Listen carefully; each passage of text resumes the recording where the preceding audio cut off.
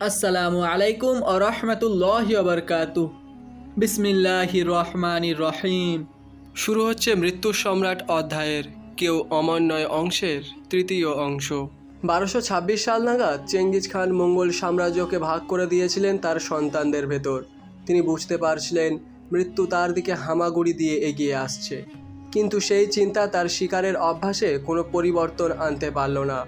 শীতে বনের ভেতর বুনো শুয়োর শিকার করতে গিয়ে এক অভূতপূর্ব ঘটনা ঘটল, যা আদৌ সম্ভব বলে কেউ ভাবতে পারেনি। চেঙ্গিজ খান ঘোড়ার পিঠ থেকে পড়ে গিয়ে আহত হলেন। এক দাঁতাল বুনো শুয়োর যেটাকে তিনি তাড়া করছিলেন, সেটা তার সামনে এসে একা পেয়েও তাকে দাঁত দিয়ে খুঁচিয়ে ছিন্ন ভিন্ন না করে মাথা দিয়ে চলে গেল।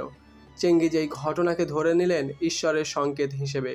তিনি ভাবলেন, মৃত্যুর আগে ঈশ্বর তাকে নিজের শেষ শত্রু জিজিয়া সাম্রাজ্যের সম্রাট বুরখানকে হত্যা করার একটা সুযোগ দিয়েছেন। চেঙ্গিজ বুকের খাঁচার ব্যথার কথা কাউকে না বলে চুপচাপ নিজের সোনালি তাঁবুতে ঢুকে পড়লেন। রাতে এক ভয়ঙ্কর দুঃস্বপ্ন দেখে তার ঘুম ভেঙে গেল। সকালে কাছে থাকা দুই ছেলে ওগেদেই আর তলুইকে ডেকে তিনি আদেশ দিলেন, মহান তেংরি আমার প্রত্যাশিত শেষ অভিযানের ইশারা দিয়েছেন।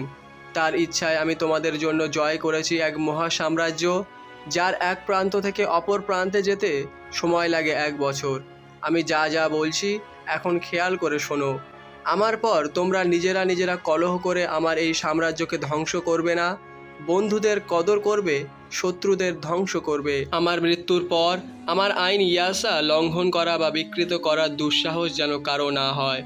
সবাই শান্তিতে ঘরে মরতে চায়, কিন্তু আমি চাই যুদ্ধের ময়দানে আমার মৃত্যু হোক। লড়াইয়ের জন্য তোমরা তৈরি হও। 2 লাখ যোদ্ধার বাহিনী দেখতে দেখতে তৈরি হয়ে গেল। মঙ্গোলিয়া থেকে তারা বেরিয়ে পড়ল জিজিয়া সাম্রাজ্য জয় করতে। একদিন এই সাম্রাজ্যের সম্রাট মঙ্গোলদের দাসজ্ঞাত করত। শতাব্দীর পর শতাব্দী তারা মঙ্গোলদের সাথে যা ইচ্ছে তাই করেছে, কিন্তু এখন সময় মঙ্গোলদের। চেঙ্গিজ খান সিদ্ধান্ত নিলেন, জিজিয়া সাম্রাজ্যের নাম নিশানা তিনি দুনিয়ার বুক থেকে মুছে দেবেন। প্রথমে তিনি অবরোধ করলেন কারাখিত নামের এক কৌশলগত গুরুত্বপূর্ণ শহর। কিছুদিনের মধ্যে কারাখতি জয় করার পর খান এগিয়ে চললেন। একের পর চীনা শহর তার বাহিনীর সামনে ধ্বংসস্তূপে পরিণত হতে থাকলো। এই অভিযান ছিল নিষ্ঠুরতায় খোরাসান অভিযানের সমকক্ষ। মঙ্গলরা তাদের চলার পথে যা পাচ্ছিল, মানুষ, পশু, এমনকি গাছ, সব জ্বালিয়ে দিচ্ছিল। 2-1টি ব্যতিক্রম ছাড়া সব শহর ধ্বংস করে চেঙ্গিজ নজর দিলেন জিজিয়া সাম্রাজ্যের রাজধানীর ওপর।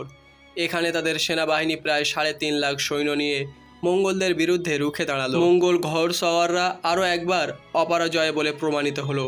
3.5 লাখ চীনা সৈনিকের 3 লাখই হোয়াংহো নদীর যুদ্ধে নিহত হলো। চেঙ্গিজ খান এই যুদ্ধের পর লড়াইয়ের দায়িত্ব সুবুদাইকে দিয়ে নিজে তাঁবুতে ফিরে অপেক্ষা করতে লাগলেন কখন জিয়া সাম্রাজ্যের রাজধানীর পতন ঘটে।